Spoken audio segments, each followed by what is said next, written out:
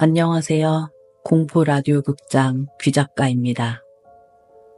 오늘 들려드릴 이야기는 살목지 저수지에서 혼자 낚시를 하던 아버지가 겪은 소름 끼치는 이야기입니다.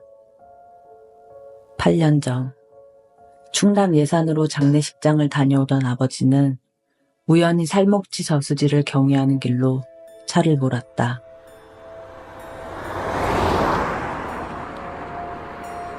평소 낚시를 즐기던 그는 자동차 트렁크에 항상 낚시 장비를 싣고 다녔었다. 전날 장례식장에서 밤을 샌 탓에 졸음이 몰려왔고 마침 좋은 낚시 포인트를 발견한 그는 들어가선 안 될 그 길, 살목지 저수지로 들어가고 말았다.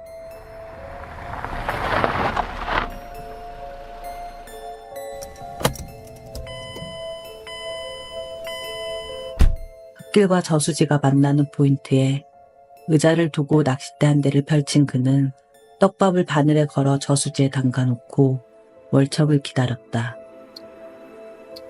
오후 6시, 미동도 하지 않는 찌를 바라보며 그는 의자에 앉아 꾸벅꾸벅 졸고 있었다. 해는 빠르게 기울고 있었고 그가 자리 잡은 살목지에도 깊은 어둠이 찾아왔다.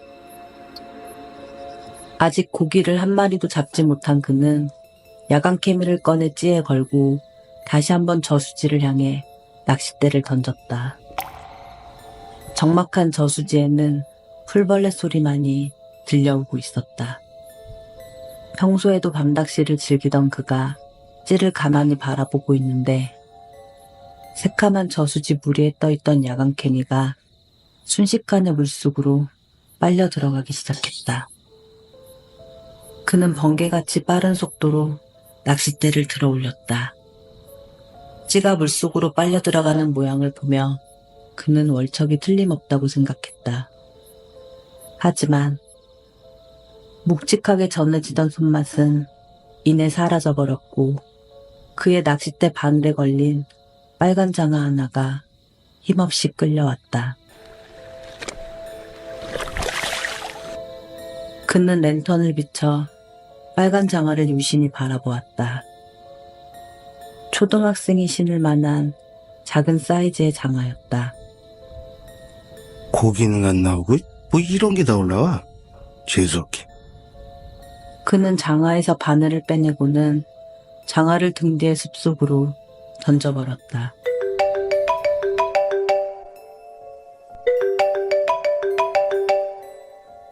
그때 전화벨이 울렸고 아내가 걸어온 영상전화였다. 그는 핸드폰을 얼굴 앞으로 들어 아내의 전화를 받았다. 이제 출발할 거야. 빨리 안 올라오고 뭐해? 이제 갈 거라니까. 근데 어디길래 그렇게 깜깜해? 설마 또 낚시 간 거야? 고기는 한 마리도 안 나오고 빨간 장화만 하나 건졌어. 빨간 장화? 영상통화 속 그의 아내는 어두컴컴한 그의 등 뒤를 바라보며 말했다. 당신 뒤에 있는 여자애가 신고 있는 저 장화? 여자애? 아내의 말에 그는 고개를 돌려 등 뒤를 살펴보았다. 하지만 그의 등 뒤에는 아이는커녕 아무도 보이질 않았다. 그는 싱겁게 웃으며 아내에게 말했다. 얘는 무슨 애? 아까부터 나 혼자 낚시했는데. 하지만 영상통화 속의 아내는 여전히 그의 등 뒤를 바라보고 있었다.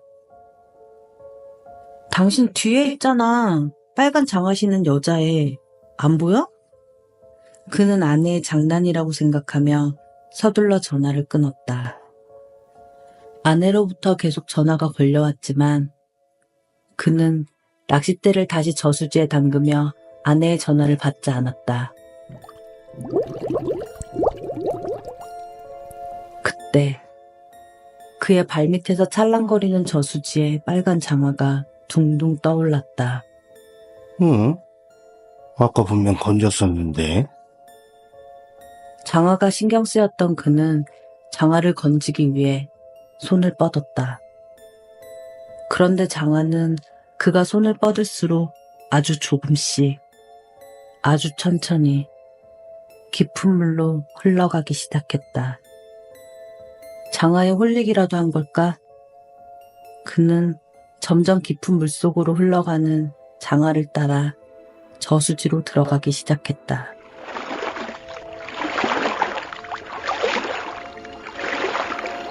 발목까지 찼던 물이 무릎과 허벅지까지 차올랐고 점점 깊이 들어갈수록 저수지의 물은 그의 목 아래까지 차올랐다.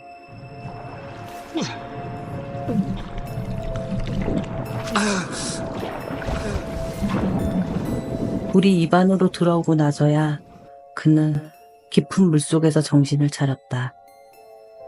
손만 뻗으면 닿을 것 같은 거리에 장화가 둥둥 떠 있었지만 그는 물속에서 까치발로 겨우 버티며 뒷걸음질을 치기 시작했다.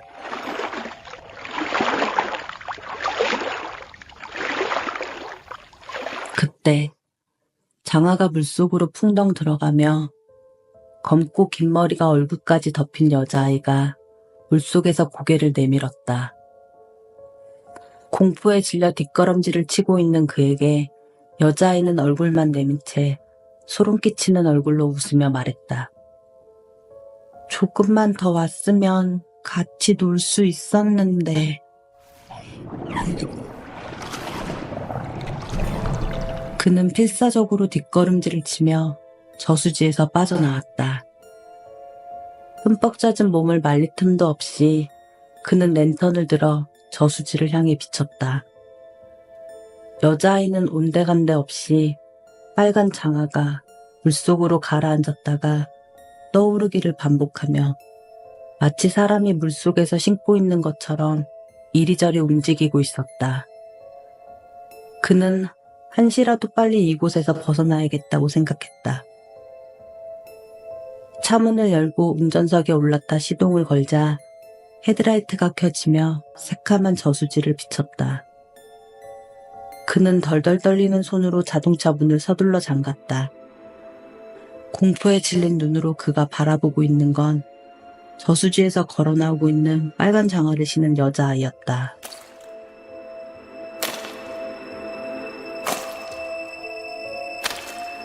아이는 검은색 원피스를 입고 한쪽 발에만 빨간 장화를 신고 있었다. 그는 덜덜 떨리는 손으로 자동차를 후진시켜 서둘러 차를 출발시켰다.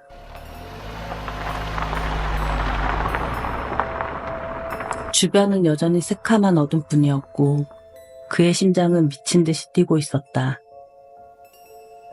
한참을 달린 후에야 그는 드문드문 차량들이 지나가는 일반 도로로 진입할 수 있었다. 그때 아내로부터 다시 영상전화가 걸려왔다.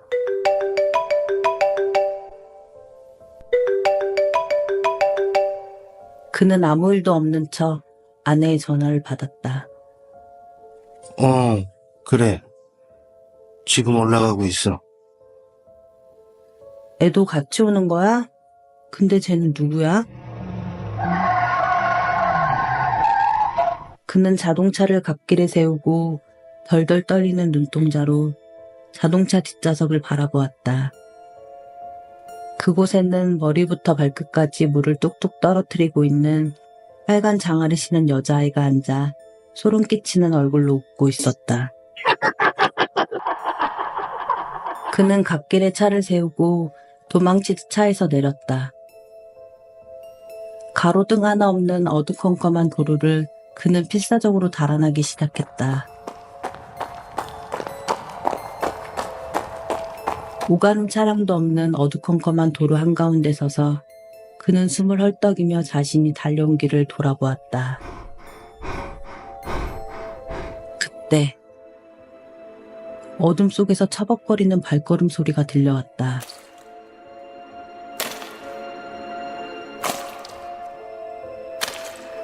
그는 눈을 비비며 어둠 속에서 소리가 들려오는 곳을 뚫어지게 바라보았다.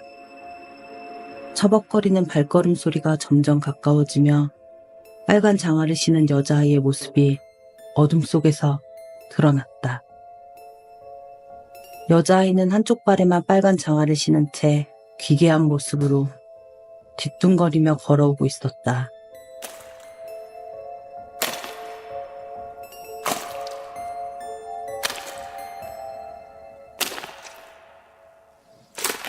도로 한가운데 털썩 주저앉은 그를 보며 여자아이는 소름 끼치는 소리로 웃기 시작했다. 그는 비명을 지르며 몸을 일으켜 어두운 도로를 또다시 달리기 시작했다.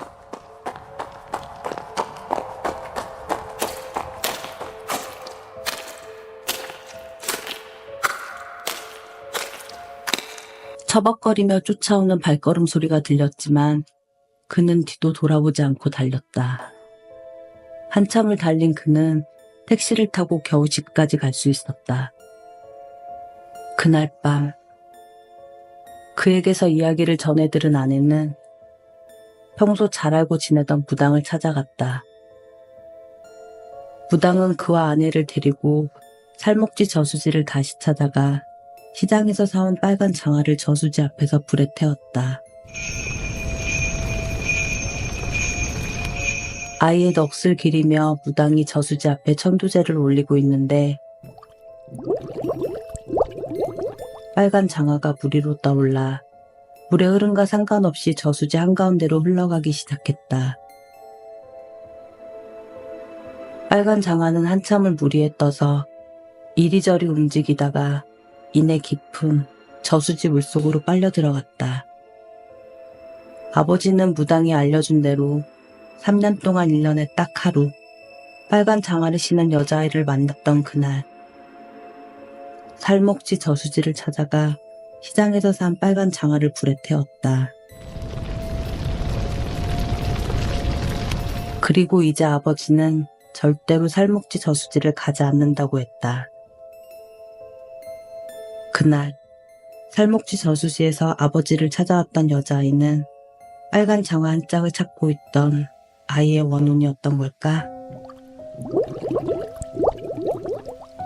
오늘의 이야기는 여기까지입니다. 재미있으셨다면 좋아요와 구독 부탁드립니다.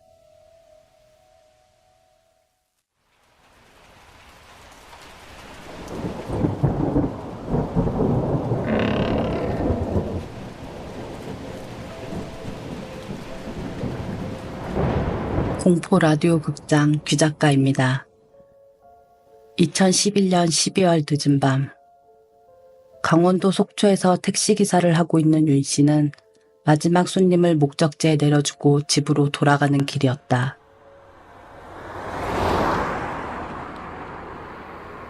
저녁 11시 대포항 뒷길로 차를 몰던 그는 어두컴컴한 인도에 서 있는 젊은 여자를 발견했다. 그녀는 어선들이 정박해 있는 항구를 바라보고 있는 것 같았다. 도로를 건널 생각도 없어 보이고 택시를 잡는 것 같지도 않던 그녀를 그는 그저 단순한 취객이라고 생각했다. 그래도 혹시나 하는 마음에 그는 그녀 앞에 차를 세우고 창문을 열었다. 어디까지 가세요? 윤 씨의 말에 그녀는 아무런 대꾸도 없이 어두컴컴한 항구를 바라보고만 있었다. 윤 씨는 그제서야 그녀의 행색을 정확히 볼 수 있었다. 그녀는 12월의 추운 날씨와는 맞지 않는 검정색 원피스 차림의 맨발이었다. 검고 긴 머리카락은 젖어 있었고 그녀가 서 있는 바닥은 물기로 흥건하게 젖어 있었다. 오싹한 기분이 들었던 윤 씨가 창문을 올리고 출발하려는 순간 어느새 그녀가 걸어와 윤 씨의 택시 뒷자리에 앉았다. 가까이에서 본 그녀는 핏기 하나 없이 창백한 얼굴로 물에 흠뻑 젖어 있었다. 핸들을 붙잡고 있는 윤 씨의 팔이 후들후들 떨려올 정도로 택시 안은 순식간에 얼음장처럼 차가운 공기로 가득 채워졌다. 윤 씨는 룸밀러로 그녀를 보며 떨리는 목소리로 물었다. 손님, 어디로 가면 될까요? 윤 씨는 여기가 목적지인가 싶어서 차를 멈추며 그녀에게 물었다. 여기요? 여기는 아무것도 없는데. 그녀는 대꾸도 없이 택시에서 내리더니 어두컴컴한 항구를 향해 걸어갔다. 얕은 파도에 삐그덕거리는 어선들이 기괴한 소리를 내고 있었고 그녀는 맨발로 걸어다니며 정박해 있는 고깃배들 사이를 유심히 바라보고 있었다. 마치 무언가를 분주하게 찾고 있는 것 같았다. 택시비도 주지 않고 내린 그녀에게 윤 씨가 다급하게 걸어갔다. 손님, 택시비는 주셔야죠. 그녀는 몹시 다급하게 걸어다니며 정박해 있는 고깃배들 사이에서 무언가를 찾고 있었다. 손님, 택시비 달라고요. 그녀는 방파제 앞으로 달려가 테트라포트 위를 걸어다니기 시작했다. 어두운 밤, 그것도 한겨울의 추운 날씨였고 높은 파도에 젖어버린 테트라포트 위를 그녀는 믿기지 않을 정도로 빠르게 옮겨다니고 있었다. 그녀의 눈은 시종일관 아래로 향해 있었고 여기저기 옮겨다니다가 테트라포트 위에 바싹 엎드려 구멍들 사이에서 무언가를 찾고 있었다. 이대로 두면 위험하겠다 싶었던 윤 씨는 그녀가 서 있는 방파제 앞으로 달려갔다. 빨리 나오세요. 거기 빠지면 큰일 나요. 하지만 테트라포트 위를 걸어다니던 그녀는 이내 윤 씨의 시선에서 사라져버렸고 윤 씨는 택시에서 랜턴을 꺼내와 그녀를 찾기 시작했다. 손님 어디 계세요? 이미 택시비를 받을 생각은 포기한 지 오래였지만 그렇다고 이 어두운 밤에 여자를 혼자 항구에 두고 갈 수도 없었다. 위험하긴 했지만 윤 씨는 랜턴을 한 손에 들고 조심조심 테트라포트 위로 올라갔다. 한 발씩 내디딜 때마다 발이 미끄러지며 아찔한 상황이 이어졌고 윤 씨는 더 이상 한 걸음도 옮길 수가 없었다. 이러지도 저러지도 못하던 윤 씨는 결국 돌아서기로 결정했다. 아찔한 테트라포트 위에서 겨우 몸을 돌려 세웠을 때 윤 씨는 자신의 등 뒤에 서 있던 그녀와 정면으로 마주쳤다. 깜짝 놀란 윤 씨는 테트라포트 구멍 사이로 랜턴을 떨어뜨리고 말았다. 그녀는 창백한 얼굴로 서서 윤 씨를 바라보고 있었다. 한겨울 차가운 바닷바람보다 더 서늘한 한기가 그녀에게서 뿜어져 나오고 있었다. 손발이 떨려오고 심장이 벌렁거렸지만 윤 씨는 태어난 척 그녀에게 말했다. 택시비는 됐으니까 빨리 나가라고요. 위험하게 이게 뭐 하는 짓이에요 지금. 그녀는 손가락을 들어 테트라포트의 끝 지점을 가리켰다. 걸음을 옮기려는 윤 씨를 그녀가 무서운 눈으로 바라보더니 윤 씨의 팔을 움켜잡았다. 그녀에게 팔을 잡힌 윤 씨는 마치 칼에 베인 것 같은 극심한 고통을 느끼기 시작했다. 비명도 나오지 못할 만큼 엄청난 고통이었다. 가까이에서 정면으로 마주본 그녀의 얼굴은 살아있다고는 생각할 수 없을 만큼 처참한 몰골이었다. 이상했던 건 그녀의 끔찍한 얼굴이 웃고 있는 것처럼 보였다는 것이다. 그녀는 코가 맞닿을 만큼 가까운 거리에서 윤 씨를 보며 속삭였다. 찾았다. 그녀는 윤 씨의 팔을 잡아 끌고 테트라포트를 성큼성큼 걸어가기 시작했다. 그녀가 손가락으로 가리킨 장소였다. 이대로 끌려가면 꼼짝없이 죽겠다고 생각한 윤 씨는 있는 힘껏 그녀의 손을 뿌리치며 테트라포트 위를 달려갔다.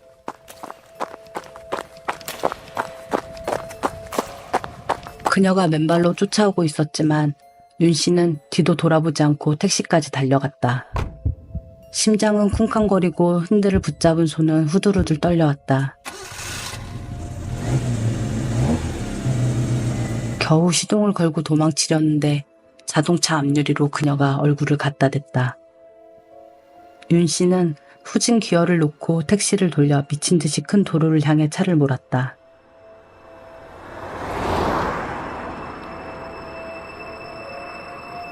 그 길로 곧장 파출소로 달려간 윤 씨는 경찰에게 뒷자리를 보여주며 물에 흠뻑 젖은 여자에 대해 말했다. 하지만 뒷자리를 유심히 바라보던 경찰은 손으로 뒷자리를 만져보더니 의아한 표정으로 윤 씨에게 물었다. 근데 시트는 하나도 안 젖었네요. 그 여자 여기 앉았던 거 맞아요? 윤 씨는 그럴 리가 없다는 얼굴로 뒷자리를 만져보았다.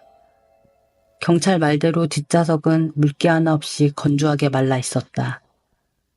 집으로 돌아온 윤 씨는 기절하듯 침대에 몸을 눕혔고 그대로 잠이 들었다. 그날 밤 윤 씨는 밤새도록 반복되는 악몽에 시달려야만 했다. 악몽 속의 윤 씨는 아까 택시 뒷자리에 앉았던 여자처럼 테트라포트에 엎드려 아래를 내려다보고 있었고, 검은 원피스를 입고 있는 여자가 테트라포트 구멍 사이에 빠져 허우적거리며 윤 씨의 팔을 잡아 끌어내리는 꿈이었다. 악몽에서 깨고 다시 잠이 들면 같은 악몽이 반복되었다. 악몽 속의 여자는 테트라포트 구멍 사이에서 허우적거리며 같은 말을 중얼거렸다. 꺼내줘, 꺼내줘, 꺼내줘. 그렇게 수일의 시간이 흐른 어느 날 밤, 택시를 몰고 퇴근을 하던 윤 씨는 항구 앞에 모여있는 경찰들을 발견했다. 경찰들은 테트라포트가 끝나는 지점에서 시신을 인양하고 있었고, 그 시신은 택시 뒷좌석에 탔던 그 여자였다. 결국 그날 밤, 그 여자가 그곳에서 사고사로 죽었다고 생각한 윤 씨는 여자를 구하지 못했다는 죄책감에 시달렸다. 하지만 며칠 후 윤 씨는 경찰에게 그 여자에 대한 이야기를 듣고 그 자리에 주저앉고 말았다. 여자의 사망 추정일이 윤 씨의 택시를 타기 한참 전인 한 달 전이었다는 것이다. 그날 밤, 속초에서 윤 씨의 택시를 탔던 그녀는 자신의 시신을 찾아 항구를 떠돌던 여자의 원혼이었던 걸까?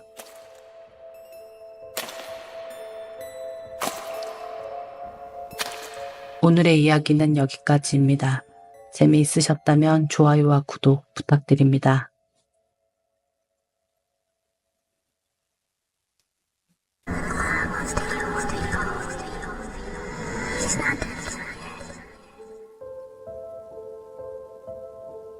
안녕하세요. 공포 라디오 극장 귀작가입니다. 오늘 들려드릴 이야기는 젊은 두 남자가 하룻밤 사이에 겪은 실화입니다. 재혁과 동우는 10년지기 친구였다.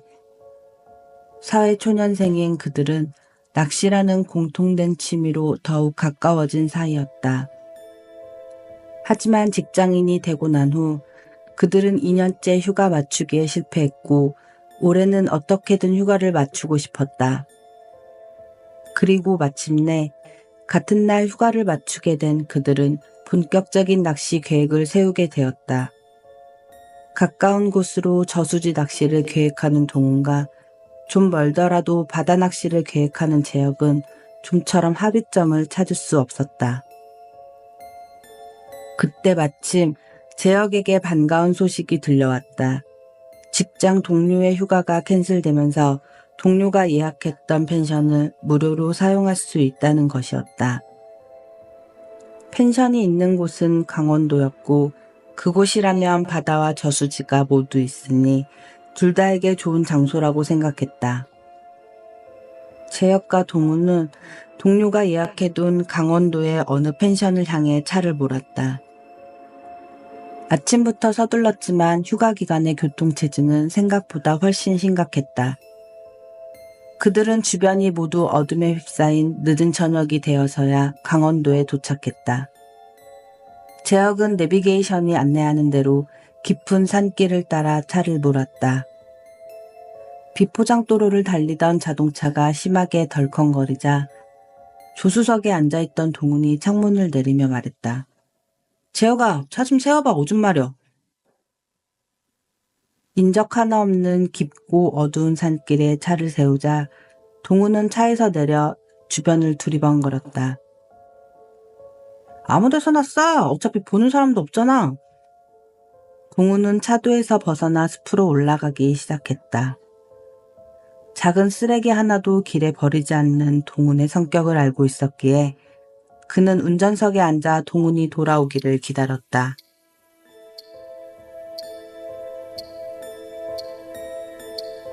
5분, 10분.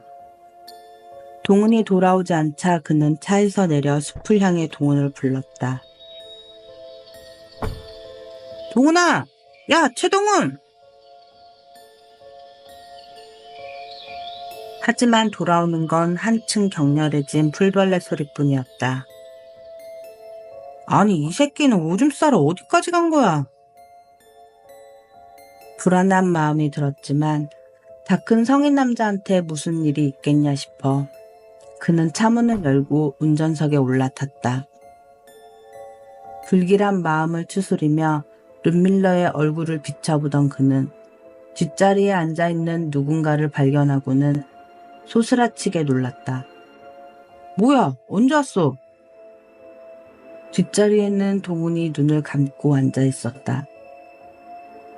그는 놀라면서도 한편으로는 다행이다 싶었다. 근데 왜 뒷자리에 앉아있냐?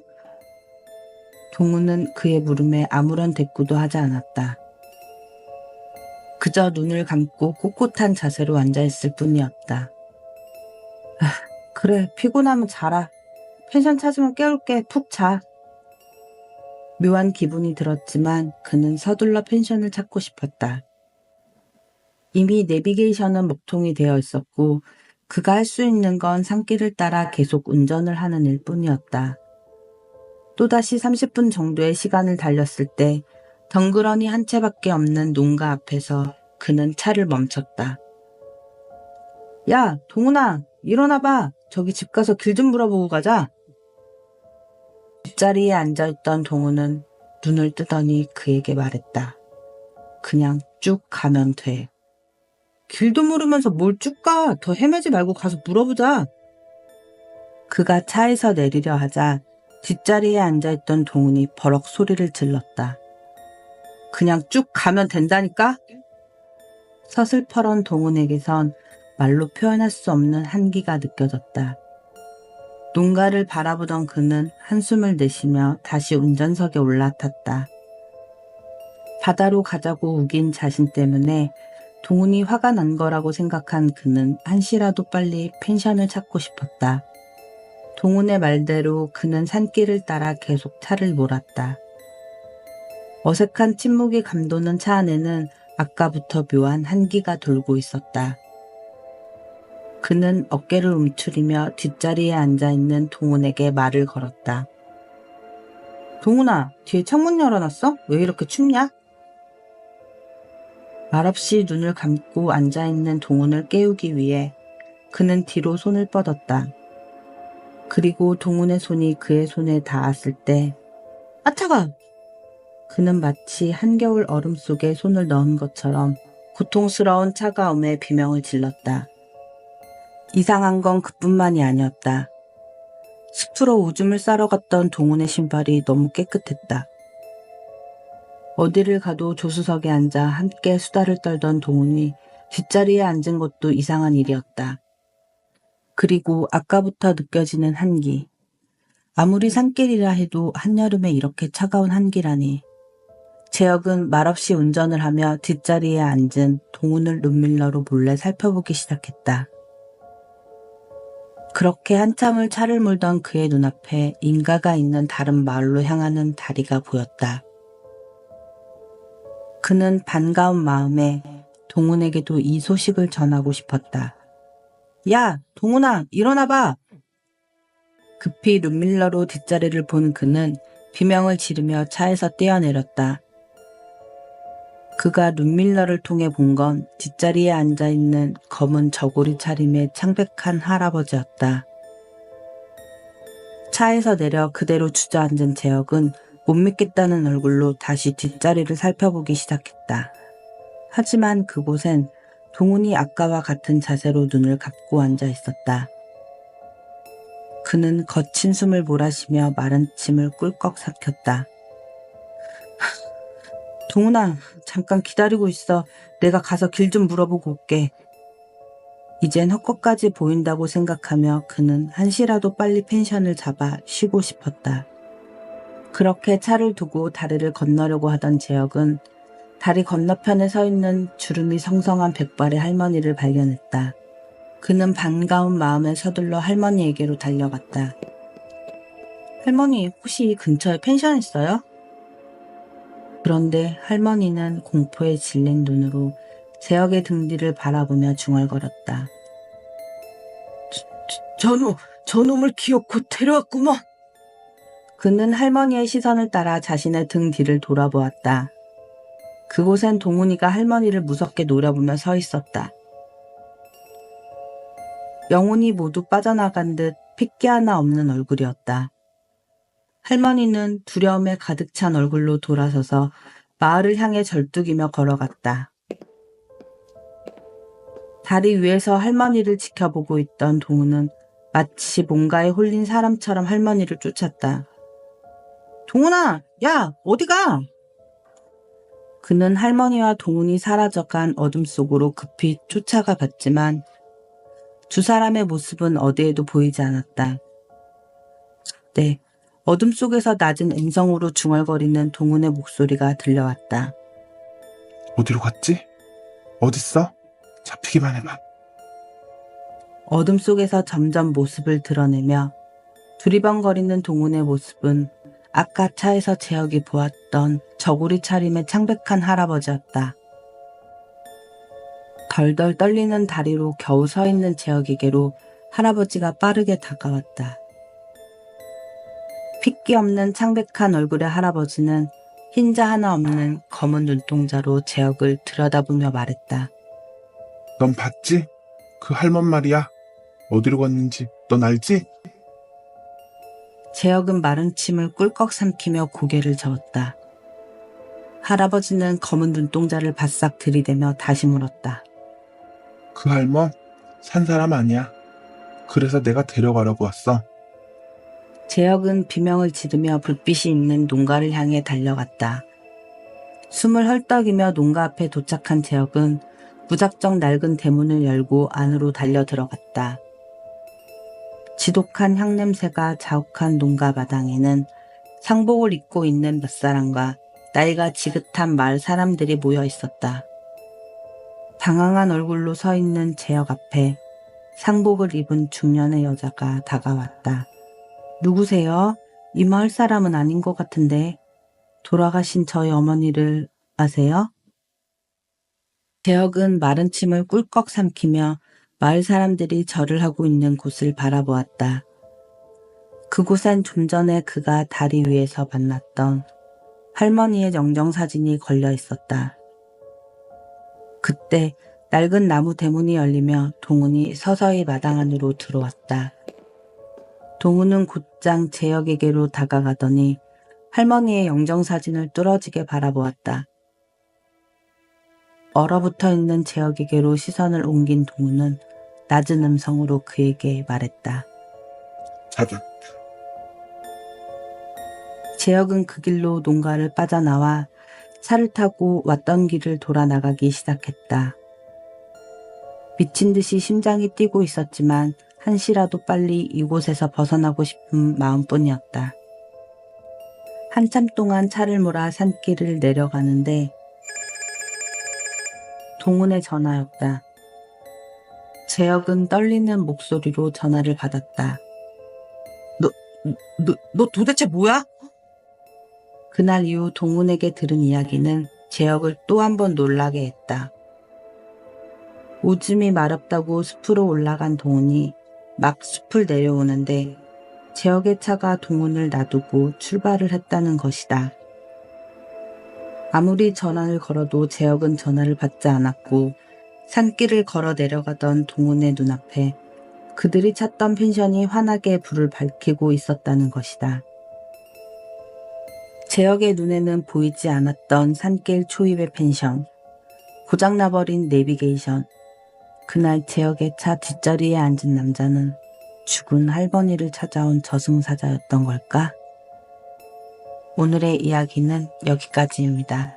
재미있으셨다면 구독과 좋아요 부탁드립니다.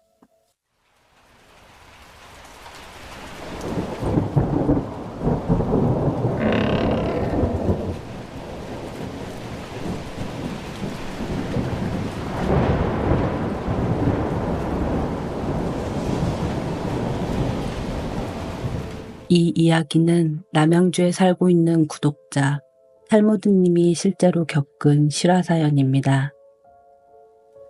2015년 8월 그는 입사 동기였던 직장 친구와 함께 포천 저수지에서 낚시를 하고 있었다.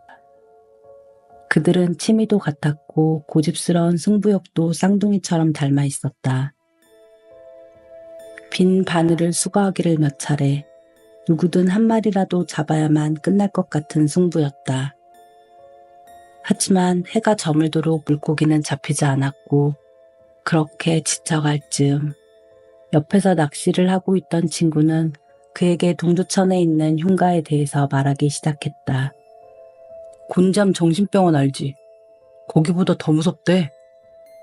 친구가 말하는 흉가는 경기도 동두천에 있는 몽키하우스라는 폐건물이었다.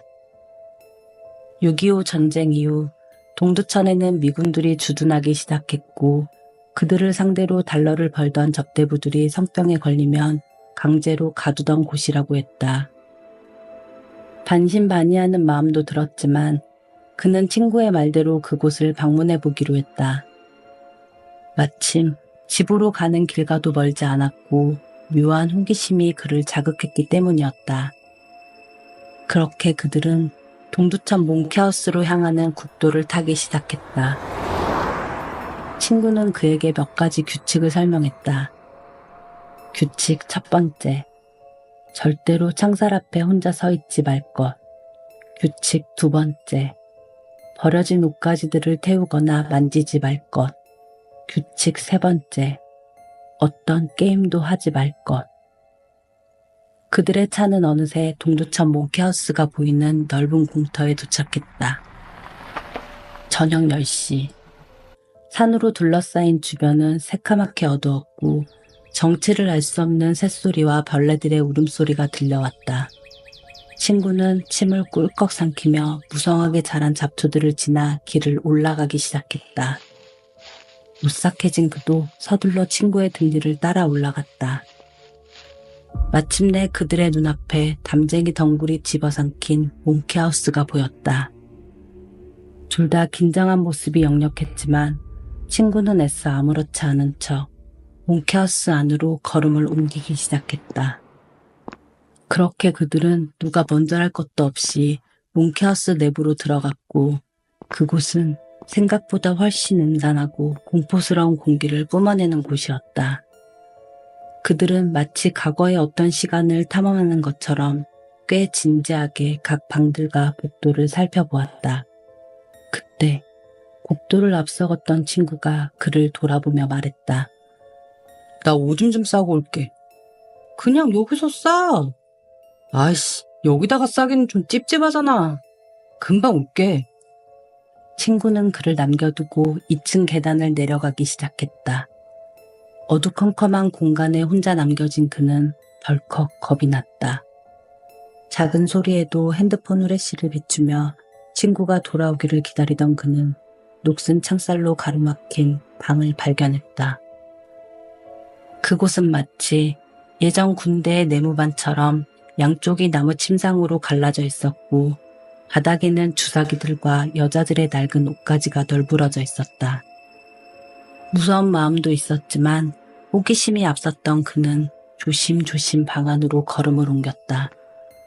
핸드폰 후레쉬로 이곳저곳을 살피며 걷던 그는 어느새 친구가 경고했던 규칙을 어기고 깨진 창문 앞에 설치된 창살 앞까지 걸어가고 말았다.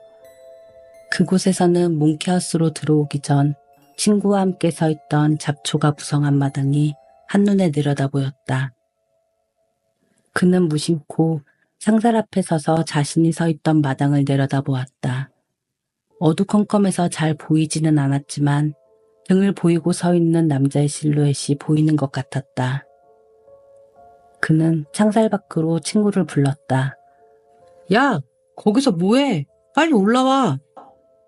하지만 마당에 서 있는 검은 실루엣은 그의 말에 미동도 하지 않고 여전히 등을 돌린 채 그 자리에 서 있었다. 그가 친구를 다시 부르려 할 때 마당에서 등을 돌린 채 서 있던 친구의 목소리가 들려오기 시작했다. 무궁화 꽃이 피었습니다. 친구는 고개를 돌려 아무도 없는 뒤를 돌아보았고 다시 등을 돌리더니 같은 말을 중얼거렸다. 무궁화 꽃이 피었습니다. 친구는 마치 뭔가에 홀린 사람처럼 아무도 없는 공터에서 혼자만의 게임을 하고 있는 것 같았다. 오싹한 마음이 들었던 그는 서둘러 친구에게로 가봐야겠다는 생각에 방을 달려나갔다. 그가 막 계단으로 향하는 복도를 나갔을 때 젊은 여자의 낮은 목소리가 들려왔다. 무궁화 꽃이 피었습니다. 그는 심장이 덜컥 내려앉을 것만 같은 두려움을 느끼며 그 자리에 얼어붙었다. 복도 끝에서 젊은 여자가 등을 보이고 벽 앞에 선 채 그를 돌아보고 있기 때문이었다. 여자는 마치 그의 움직임을 잡아내려는 듯 머리부터 발끝까지를 살펴보고 있는 것 같았다. 심장이 벌렁거리고 손발이 떨려왔지만 이 게임에서 지면 절대로 이 몽키하우스를 벗어나지 못할 것 같은 생각이 들었다. 여자는 무서운 눈으로 그를 노려보다가 다시 고개를 돌리고는 낮은 목소리로 중얼거렸다. 무궁화 꽃이. 그는 숨소리마저 죽인 채 한 발 한 발 계단을 향해 걸음을 옮겼다. 무궁화 꽃이 피었습니다. 여자의 고개가 다시 돌아가더니 그에게로 향했고 그는 마치 얼음처럼 움직임을 멈춘 채 그대로 서 있었다. 여자는 고개를 갸우뚱거리며 천천히 그에게로 걸어왔다. 여자가 가까워지자 말로 표현할 수 없는 역한 냄새와 차가운 향기가 느껴졌다. 여자는 창백한 눈동자로 그를 자세히 살펴보기 시작했다. 그는 당장이라도 비명을 지르며 도망치고 싶었지만 그랬다가는 영원히 이곳에 갇힐 것만 같은 생각이 들었다. 그의 주변을 뱅글뱅글 돌며 그를 노려보던 여자는 고개를 갸우뚱거리며 그의 귀에 대고 속삭였다. 아까 그놈보다 잘하네. 그놈은 금방 걸렸는데. 그때 대여섯 명의 젊은 여자가 등 뒤에서 나와 순식간에 그를 에워싸기 시작했다. 숨이 막힐 것처럼 역한 냄새가 코를 찔러왔지만 그는 기침도 할 수 없었고 코를 막을 수도 없었다. 그녀들은 마치 그가 움직이기를 애타게 기다리고 있는 것 같았다. 한참을 노려보던 술래는 다시 벽 앞으로 걸어가 등을 보이고 섰다. 그의 주변에 있던 젊은 여자들은 그의 발밑에 엎드려 그를 올려다보고 있었다. 무궁화. 그때였다. 어디선가 묵직한 목탁 소리가 들려오기 시작했고 놀이를 하던 여자들이 서둘러 창살이 있던 방으로 사라져갔다. 그는 미친 듯이 달려 친구가 서 있던 앞마당에 도착했고 그곳에는 식은땀을 흘리고 있는 친구와 목탁을 치고 있는 노스님이 있었다. 숨을 헐떡이며 서 있는 그를 보던 노스님은 몽키하우스의 2층 깨진 창문을 올려다보며 말했다. 술래가 되기 전에 끝나서 다행이구먼. 이곳은 자네들이 재미로 올 곳이 아니라네. 자네들보다 어린 여자들이 억울하게 희생된 장소지. 그는 친구와 함께 서둘러 집으로 돌아갔고 그날 이후 그들은 두 번 다시 몽키하우스에 대한 언급을 하지 않았다고 한다. 지금도 뜨거운 한여름이 시작되면 그는 그녀들의 목소리가 들리는 것 같다고 말했다. 무궁화 꽃이 피었습니다. 무궁화 꽃이 피었습니다. 오늘의 이야기는 여기까지입니다. 재미있으셨다면 좋아요와 구독 부탁드립니다.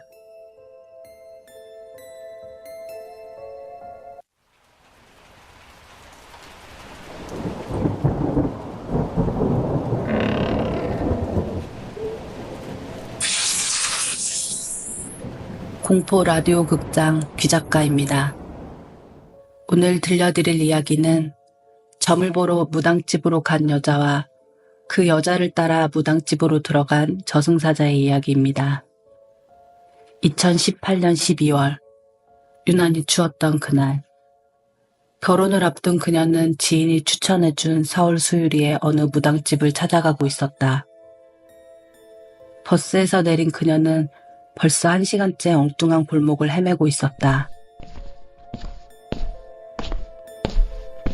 지인에게 전화를 걸어 몇 번이나 길을 물어봤지만 그녀는 마치 길에 홀린 사람처럼 같은 골목을 빙빙 돌기만 할 뿐이었다.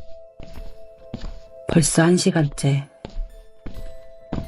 더 이상 전화를 걸어 길을 묻기도 미안하고 이제 그만 포기하고 돌아가야겠다고 생각한 그때 그녀의 눈에 하얀 깃발이 걸린 오래된 구옥이 눈에 들어왔다. 잠시 갈등했지만 그녀는 기왕 수유리까지 온 김에 아무 무당집이라도 들어가서 점이라도 보고 가야겠다고 생각했다. 녹슨 대문은 머리를 숙이고 들어가야 할 정도로 낮았다.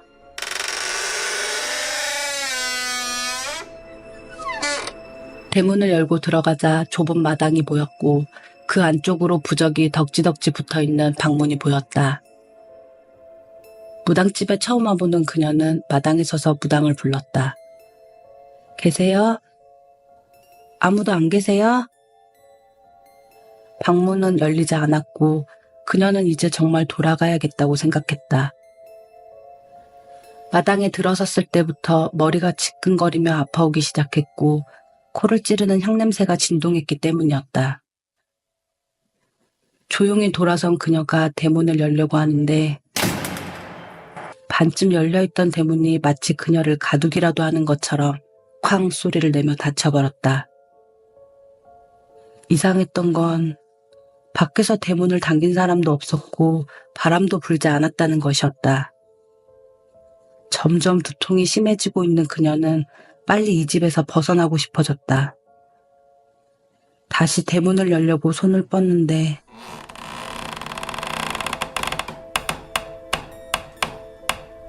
부적이 붙어있던 방문이 스르르 열리며 80살은 되어 보이는 무당 할머니가 얼굴을 드러냈다. 주름이 성성한 무당은 마당에 서 있는 그녀를 무섭게 노려보며 방 안에 가부좌를 틀고 앉아 있었다. 돌아 나가려던 그녀는 어색한 얼굴로 무당에게 인사를 했다. 안녕하세요. 무당은 그녀의 인사에 아무런 대꾸도 하지 않았다. 갈팡질팡하던 그녀는 마치 무언가에 이끌리듯 무당이 앉아있는 방으로 들어갔다.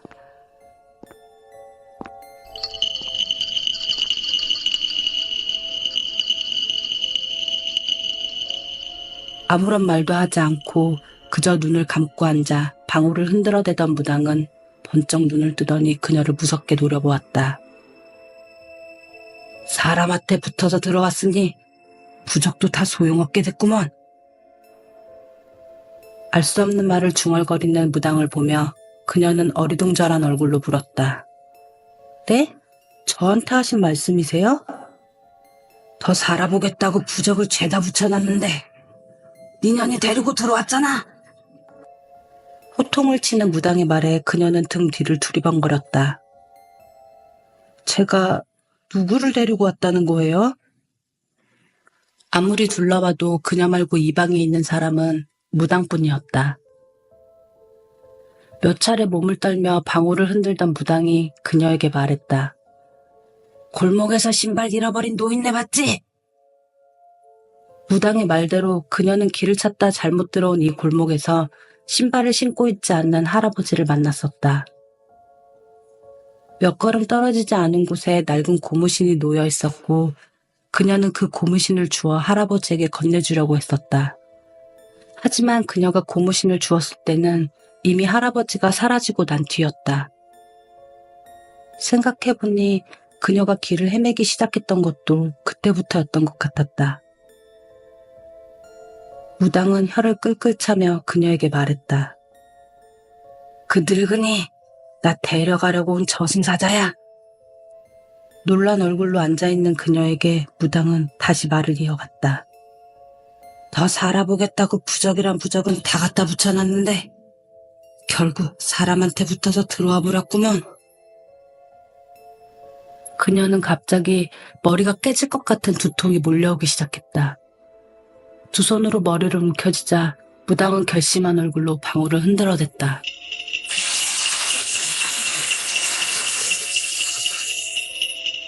두통은 점점 더 심해졌고 그녀는 방바닥을 구르며 비명을 질렀다. 마치 얼음장 위에 누워있는 것처럼 몸을 찌르는 한기가 느껴졌고 구역질까지 나오고 있었다. 그때 격렬하게 방울을 흔들던 무당이 내 온몸에 부적을 붙이기 시작했다. 산 사람한테 붙어서 무슨 짓이야? 얼굴과 팔, 다리, 몸까지 온통 부적으로 뒤덮이자 고통스럽던 두통과 한기가 사라지고 있었다.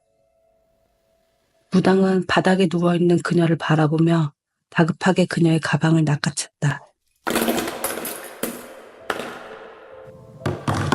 가방을 거꾸로 들어 바닥에 쏟아버리자 언제 들어갔을지도 모를 고무신이 바닥으로 떨어져 내렸다. 낡고 해지긴 했어도 원래 그녀가 주었던 고무신은 흰색이었다. 하지만 바닥에 떨어진 고무신은 마치 불에 탄 것처럼 새카만 색이었다. 무당은 바닥에 떨어진 고무신을 들어 엉덩이로 깔고 앉았다. 그러더니 그녀에게 어서 빨리 나가라는 손짓을 하기 시작했다. 그녀는 부적을 온몸에 붙인 채 마당으로 달려나갔다. 그러자 그녀의 등 뒤에서 방문이 쾅 닫혀버렸고 그녀는 뒤도 돌아보지 않고 대문을 열어 골목으로 몸을 던졌다.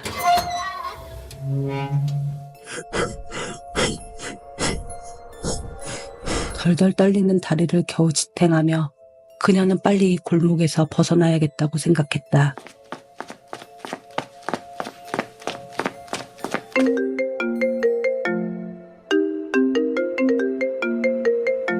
골목을 채 벗어나기도 전에 지인에게 전화가 걸려왔고 전화를 받은 그녀는 얼음처럼 그 자리에서 멈춰섰다. 지인은 깜빡 잊고 알려주지 못했던 말이 있다고 했다. 지인이 추천했던 그 무당집은 어느 날부터인가 하얀 깃발을 더 이상 걸어두지 않는다는 이야기였다. 아마 그래서 더 찾기 어려울 거라고 바랬다. 그녀는 달려나오던 골목에서 멈춰 방금 전까지 자신이 있었던 무당집을 돌아보았다. 분명 하얀 깃발을 보고 들어갔던 그 무당집에는 깃발이 걸려있지 않았다. 낮은 담벼락 위에 놓여있는 건 하얀 깃발이 아니라 하얀 고무신이었다. 집으로 돌아온 그녀는 도무지 자신이 겪은 이 일을 믿을 수가 없었다. 그렇게 몇 달의 시간이 흐른 어느 날 그녀에게 무당집을 추천해줬던 지인은 그녀에게 충격적인 소식을 전했다. 지인이 추천했던 그 무당이 신방에 가부좌를 틀고 앉아 온몸에 부적을 붙인 채 죽어있다는 이야기였다. 그리고 무당의 발에는 새카만 고무신이 신겨 있었다고 했다. 그날 그녀가 골목에서 만난 신발을 신고 있지 않던 할아버지는 그녀의 몸을 빌려 무당을 데려가려고 왔던 저승사자였던 걸까?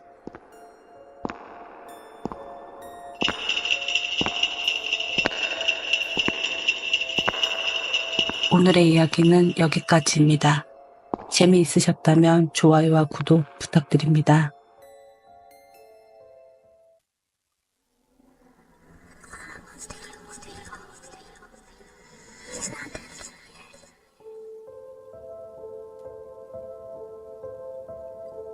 안녕하세요. 공포 라디오 극장 귀작가입니다. 오늘 들려드릴 이야기는 오래된 복도식 아파트에서 혼자 살고 있는 선배가 실제로 겪은 이야기입니다.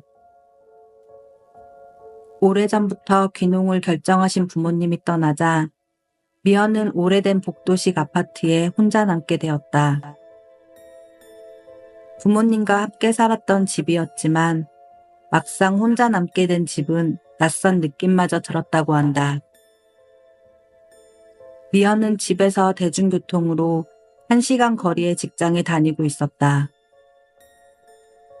아침에 집에서 나가면 늦은 저녁이 되어서야 집으로 돌아왔다. 그런데 부모님이 시골로 떠난 지 반년이 흘렀을 때 아랫집 할머니는 수시로 미연의 집을 찾아 올라왔다. 저녁 9시. 누군가 미연의 집 현관문을 거칠게 두들겼다. 인터폰 화면에는 잔뜩 인상을 구기고 있는 아랫집 할머니가 보였다. 미연은 한숨을 내쉬며 현관문을 열었다. 할머니, 자꾸 왜 이러세요? 할머니는 미연을 밀어내며 거칠게 집 안으로 들어왔다. 안방과 작은 방, 화장실까지 확인한 할머니는 거실에 서서 미연을 무섭게 노려보았다. 어디다 숨겼어? 뭘 맨날 숨겼다고 이러시는 거예요? 네 년이 이 집에 남자 숨겨놨잖아. 아랫집 할머니는 가족 하나 없이 꽤 오랜 세월을 혼자 살고 있었다.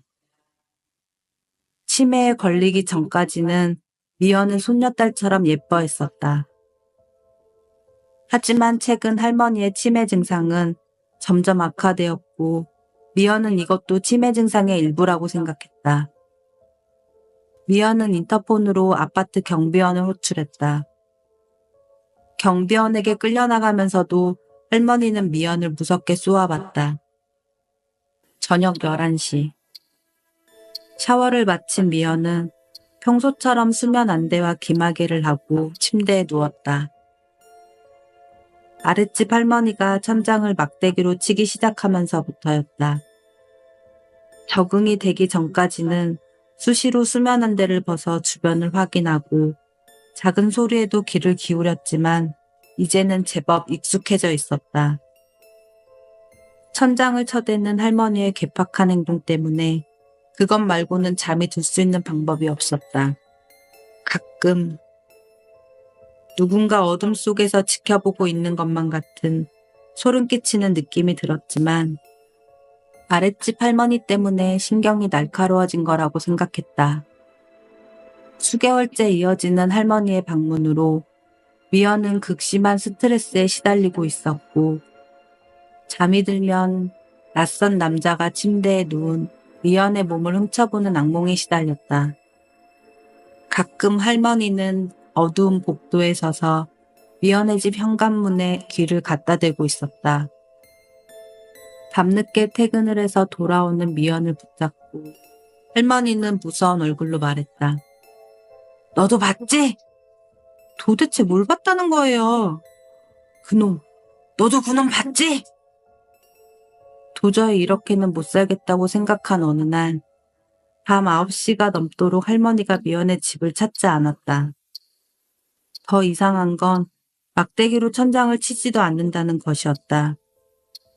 하루, 이틀, 3일. 한 달의 시간이 지나도록 할머니는 더 이상 미연의 집을 찾지 않았다.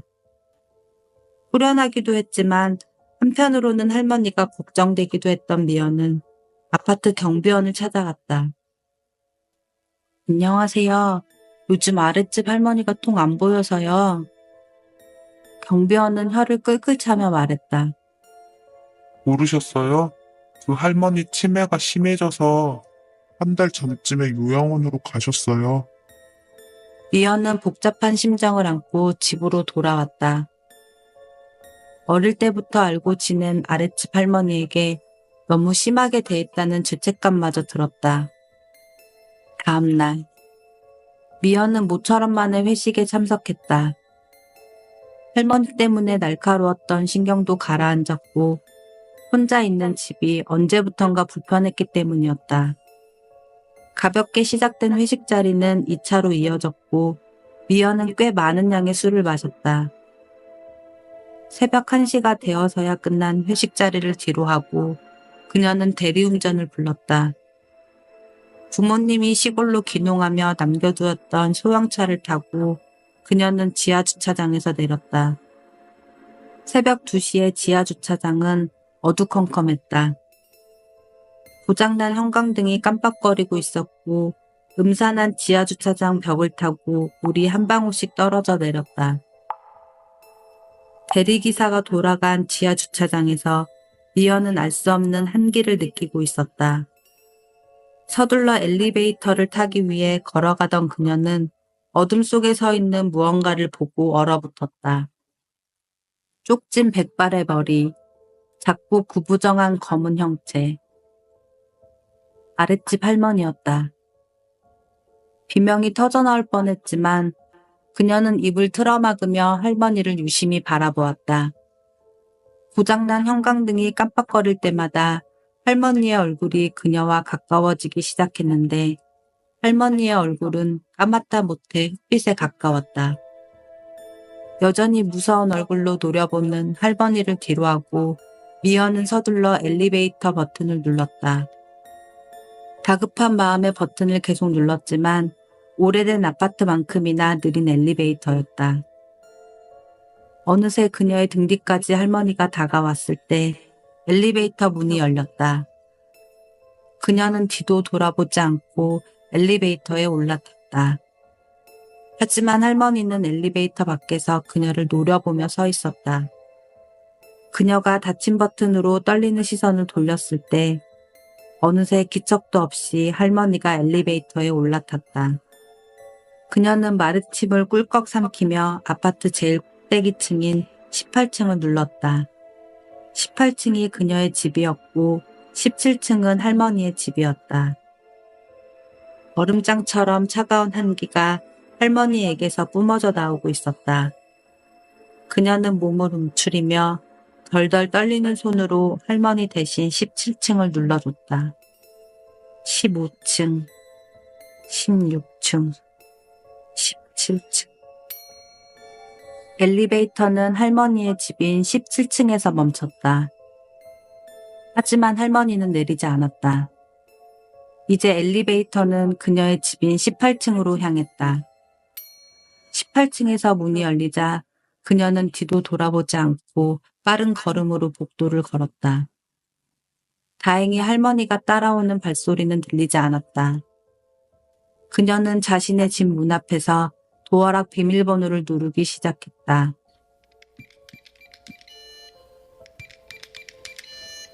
술기운 때문인지 다급한 마음 때문인지 그녀는 도어락 비밀번호를 몇 번이나 틀리고 있었다.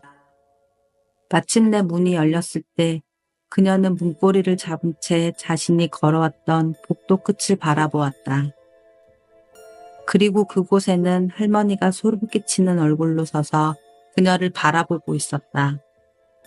그녀는 서둘러 현관문을 닫고 집 안으로 들어왔다. 가쁜 숨을 몰아쉬던 그녀는 신발도 벗지 않은 채 현관문의 작은 렌즈에 눈을 갖다 댔다. 혹시라도 할머니가 예전처럼 문 밖에 서 있을 것만 같았다. 렌즈로 밖을 살펴보던 그녀는 비명을 지르며 바닥에 털썩 주저앉았다. 할머니의 핏빛 빨간 눈동자가 렌즈 밖에서 그녀를 살펴보고 있던 것이다.